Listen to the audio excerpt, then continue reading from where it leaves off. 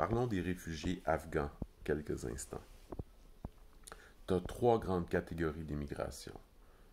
La réunification familiale, qui découle surtout des deux autres, qui sont soit l'immigration économique ou les réfugiés. L'immigration économique, en général, c'est un peu plus des bébés gâtés. Ils arrivent ici avec des privilèges, ils viennent ici pour augmenter leur richesse, etc. Et ils sont exigeants, ils veulent des choses.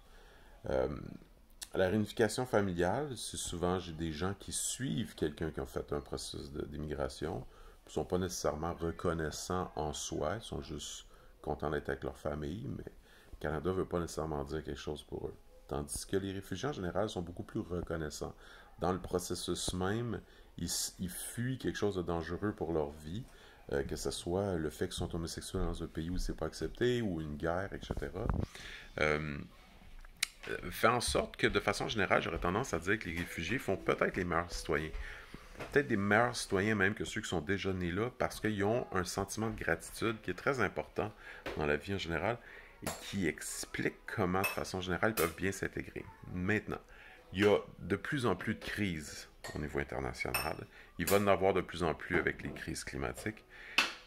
Et quand on est dans des situations comme l'Afghanistan en ce moment, il n'y a pas vraiment de raison qu'on les refuse parce que oui, ok, nos villes peuvent être saturées, mais on peut les accepter avec des conditions, c'est-à-dire que pour les premières années avant qu'ils deviennent citoyens, qu'ils s'installent dans des lieux dont on a plus de besoins, par exemple, je sais pas moi, développer des villes dans le nord, etc.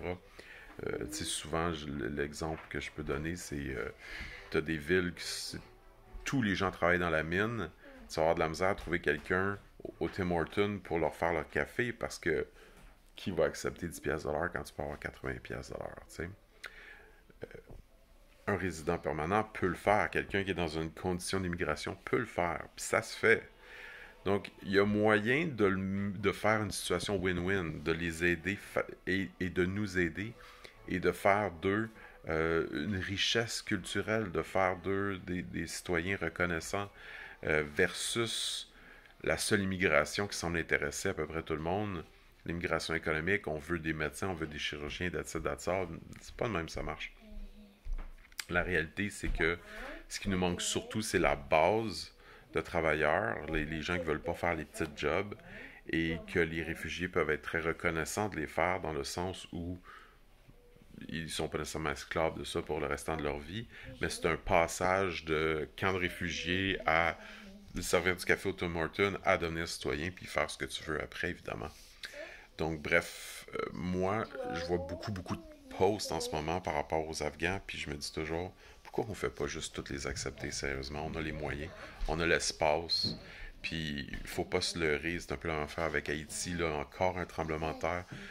Ils s'intègrent super bien, les Haïtiens.